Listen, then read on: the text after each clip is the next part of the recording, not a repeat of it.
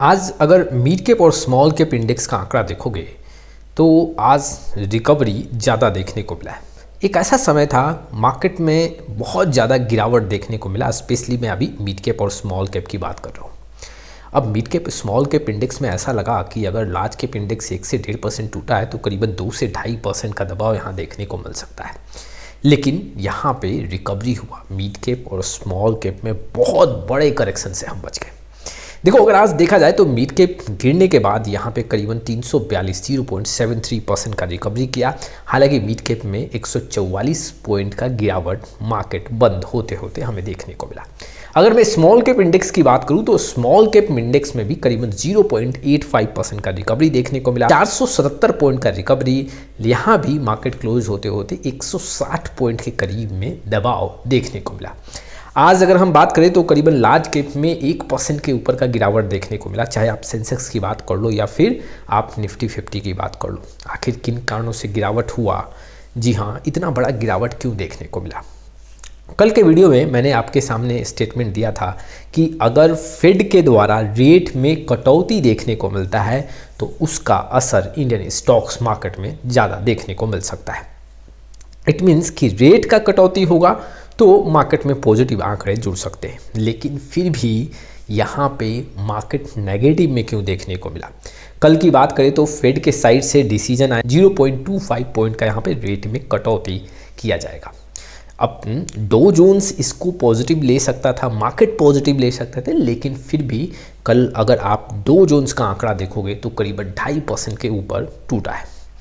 देखो, अगर देखा जाए तो फेड के द्वारा ये तो एक अच्छा डिसीजन लिया गया कि 0.25 पॉइंट का यहाँ पे रेट कट किया गया, लेकिन आने वाले 2025 में ये संकेत दिया गया कि सिर्फ मैक्सिमम 2 टाइम्स रेट में कटौती हो सकता है और वो भी 0.25 का मैक्सिमम कटौती देखने को मिलेगा। सिर्फ 2 कटौती से मार्केट को कुछ यहाँ बहुत अच्छा रिजल्ट देखने को नहीं मिल सकता है। इन्वेस्टर का ये मानना था, इन्वेस्टर का ये सेंटीमेंट्स था कि 2025 में करीबन 2 पॉइंट यहाँ पे कट हो सकता है और वो भी 4 पार्ट में। लेकिन यहाँ पे जो फेड के साइड से ये संकेत दिए गए हैं वो अब सिर्फ 2 कटौती, इट मीन्स कि 0.50 पॉइंट का यहाँ पे मैक्सिमम कटौती देखने को मिल सकता है। और यही मार्केट को पसंद नहीं आया, यही इन्वेस्टर के सेंटीमेंट्स को नेगेटिव किया और बिकवाली देखने को मिला। डो जोन्स जब ओपन हुआ तो उस समय हमें पॉजिटिव संकेत देखने को मिले। जी हाँ, अधिकतर इन्वेस्टर का ये मानना था कि मार्केट में रेट कट का असर पॉजिटिव देखने को मिल सकता है, लेकिन फेड के साइड से जो डिसीजन आया उसके बाद धड़ाधड़ मार्केट में गिरावट देखने को मिला और उसका असर इंडियन स्टॉक्स मार्केट पे पड़ता हुआ देखने को मिला है। लेकिन हम बच गए। जी हाँ, अगर आप निफ्टी और सेंसेक्स का आंकड़ा देखोगे तो वहाँ पे तो गिरावट हुआ, लेकिन मिड कैप और स्मॉल कैप के इंडेक्स ने और स्टॉक्स ने मार्केट को यहाँ पे खूब संभाला है।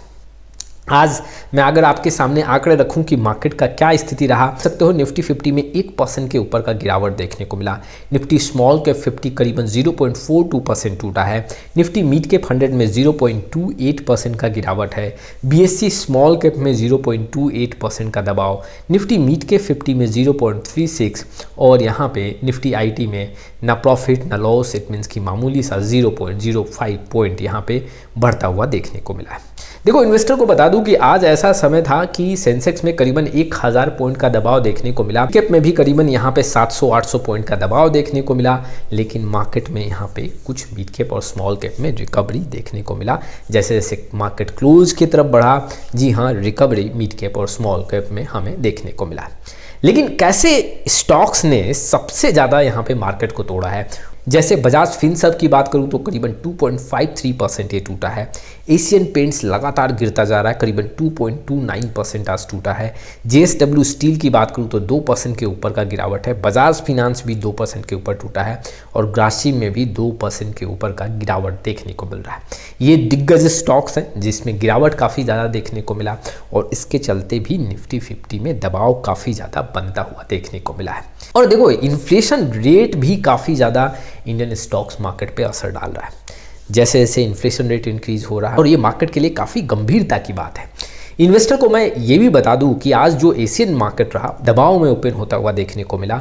डो जोन्स का यहाँ पे असर देखने को मिला। अगर मैं नेस्टेक्स की बात करूँ, S&P 500 की बात करूँ तो वहाँ भी 2 से 2.5% का गिरावट देखने को मिला। और एशियन और US मार्केट का पूरा असर इंडियन स्टॉक्स मार्केट में आज देखने को मिला। अब बहुत ऐसे इन्वेस्टर मेरे से पूछ रहे हैं क्या अब निफ्टी 50 में गिरावट हो सकता है। देखो, मैं आपके सामने साफ संकेत रखना चाहता हूं कि निफ्टी 50 जब तक 24,000 के ऊपर यहां पे ट्रेड ना करे, हम कुछ कंसोल होते हुए आंकड़े नहीं देख सकते हैं।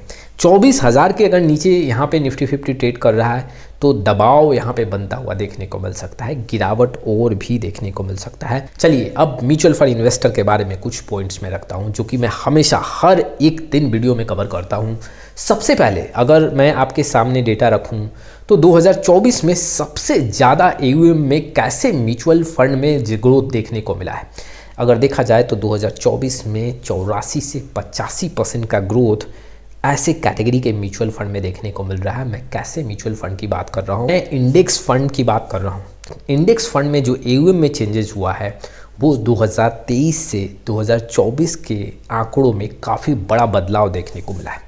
मैं आपके सामने आंकड़े रखता हूं। देखो, अगर मैं 2020 की बात करूं तो 2 NFO आए हैं। जी हाँ, ये इंडेक्स फंड का आंकड़ा है। 103 करोड़ का यहाँ पे फंड रेज होता है। वैसे ही 2021 की बात करूँ तो 25 इंडेक्स फंड आते हैं जिसमें 4082 करोड़ का फंड रेज होता है। 2022 की बात करूँ तो यहाँ पे 85 फंड आते हैं इंडेक्स फंड कैटेगरी के और यहाँ पे 11,240 करोड़ का फंड रेज होता है। 2023 में 53 यहाँ पे फंड आते हैं और यहाँ पे आंकड़ा जो है 2,703 करोड़ का यहाँ पे फंड रेज देखने को मिलता है। 2024 में ये 76 इंडेक्स फंड है और 12,147 करोड़ का फंड रेज्ड होता हुआ देखने को मिल रहा है। तो 2024 में अगर मैं आंकड़ा देखूँ तो 2023 से 85% ज़्यादा है। अब देखो, इंडेक्स फंड इतना क्यों बढ़ता हुआ देखने को मिल रहा है। आखिर क्या बात है कि इंडेक्स फंड का जो AUM है 2023 से 24 में करीबन 85% जंप लेता हुआ देखने को मिल रहा है। एक तो अगर आप देखोगे तो कई ऐसे इन्वेस्टर्स हैं जो इंडेक्स फंड्स पे ही भरोसा करते हैं। उनका मानना है कि ऑन द एवरेज जो भी रिटर्न मिल जाए, कम से कम ऐसा तो नहीं होगा कि बार बार फंड चेंज करना पड़े। और कई ऐसे इन्वेस्टर हैं जो पैसिव इन्वेस्टमेंट स्ट्रैटेजी पे ही फोकस करते हैं, तो वो ऐसे इंडेक्स फंड का सहारा लेते हैं। अच्छा देखो, शुरुआती दौर में जब कई ऐसे न्यू इन्वेस्टर हैं जिनको म्यूचुअल फंड के बारे में नहीं पता है, वो इंडेक्स फंड से शुरुआत करते हैं। जी हाँ, जैसे जैसे मार्केट को समझते हैं, जैसे जैसे म्यूचुअल फंड को समझते हैं, वो फिर एक्टिव फंड में शिफ्ट होते हैं। दूसरे पॉइंट की बात करूँ तो देखो, लगातार जो है ना म्यूचुअल फंड इंडस्ट्री भी यहाँ पे इंडेक्स फंड को प्रमोट कर रही है। अगर आप देखोगे तो सेबी के साइड से पैसिव फंड्स के लिए यहाँ पे अलग से यहाँ पे सेगमेंट तैयार करने का प्लानिंग किया जा रहा है और इससे जो इंडेक्स फंड है बढ़ावा मिलता हुआ देखने को मिल सकता है। और देखो, अगर आप नोटिस करोगे तो यहाँ पे इंडेक्स फंड में फंड मैनेजर का काफ़ी कम रोल होता है और जो म्यूचुअल फंड इंडस्ट्री है उसका भी काफ़ी कम रोल होता है। इट मीन्स कि उसके पीछे काफ़ी ज़्यादा काम नहीं करना पड़ता है और ईजिली वहाँ पे जी हाँ फंड हाउस पैसा बना सकती है किसी भी इंडेक्स अगर वो कॉपी करके यहाँ पे फंड को तैयार करती है तो ये म्यूचुअल फंड इंडस्ट्री के लिए भी ईजी है, यहाँ पे इन्वेस्टर के लिए भी ईजी देखने को मिल रहा है और ऑन द एवरेज रिटर्न भी अच्छा खासा मिल जाता है, जिसके चलते इंडेक्स फंड में इन्वेस्टर का विश्वास धीरे धीरे बनता हुआ देखने को मिल रहा है और AUM में भी काफ़ी ग्रोथ देखने को मिल रहा है। ये था कुछ वीडियो का विश्लेषण। आप में से बहुत ऐसे इन्वेस्टर हैं जिनके पास बहुत सारे क्वेरी हैं, चाहे वो म्यूचुअल फंड रिव्यू को लेके, पोर्टफोलियो डिज़ाइन को लेके, तो डिस्क्रिप्शन बॉक्स में जाके डिटेल चेक करके और व्हाट्सअप नंबर के थ्रू आप हमारे साथ जुड़ सकते हो। आज के लिए बस इतना ही, फिर मिलेंगे एक नए वीडियो के साथ। तब तक के लिए जय हिंद, जय भारत।